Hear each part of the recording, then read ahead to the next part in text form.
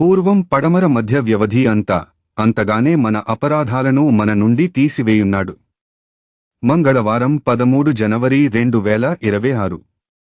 ఈ ఉదయం మన ధ్యానానికి నేను ఎక్సోడస్ గ్రంథం 16 అధ్యాయం 20 శ్లోకం నుండి ఎంచుకున్నాను.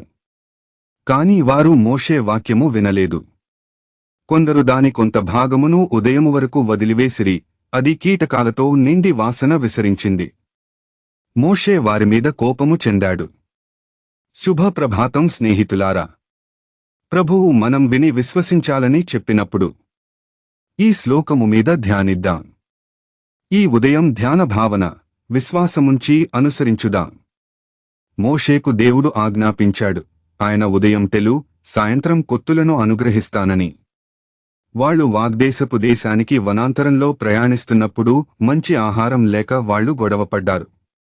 దేవుడు వాళ్ల గొడవను విని మన్నా మరియు కొత్తులను అనుగ్రహిస్తానని హామీ ఇచ్చాడు.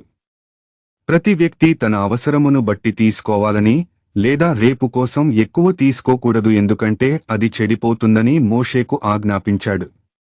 మోషే ఇశ్రాయేలీయులకు ఇలా చెప్పాడు. కాని వాళ్లలో కొందరు ఎక్కువ సేకరించి రేపు కోసం ఉంచారు. కాని అందులో కీటకాలు వచ్చి వాసన విసరించింది.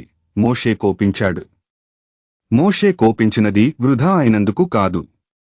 ప్రభు ఆజ్ఞను విరుద్ధంగా చేయడం వల్ల, ప్రభువును విశ్వసించకపోవడం వల్ల మోషే కోపించాడు. స్నేహితులారా, దేవుడు ఏదైనా చెప్పినప్పుడు మనం చేయాల్సిన 2 విషయాలు ఉన్నాయి. మొదట, ఆజ్ఞను అనుసరించాలి. ఎక్కువ తీసుకోకూడదని దేవుడు చెప్పాడు. ఆ ఆజ్ఞను వారు అనుసరించాల్సింది. దాన్ని అనుసరించడానికి వారు దేవుడు రేపు కూడా అనుగ్రహిస్తాడని విశ్వసించాల్సింది. వారు ఆజ్ఞను అనుసరించలేదు, దేవుని శక్తిని విశ్వసించలేదు.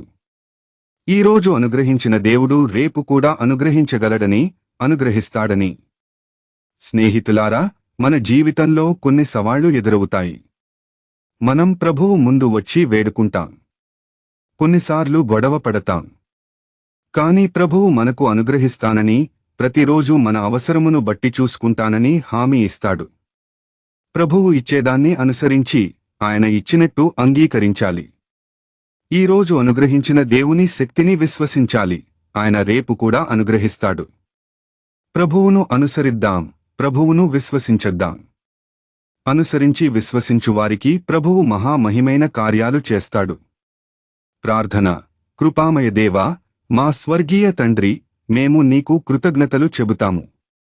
మమ్ము నిన్ను అనుసరించుటకు, విశ్వసించుటకు సహాయపడు. క్రీస్తు నామమందు మేము ప్రార్థిస్తున్నాము. ఆమెన్.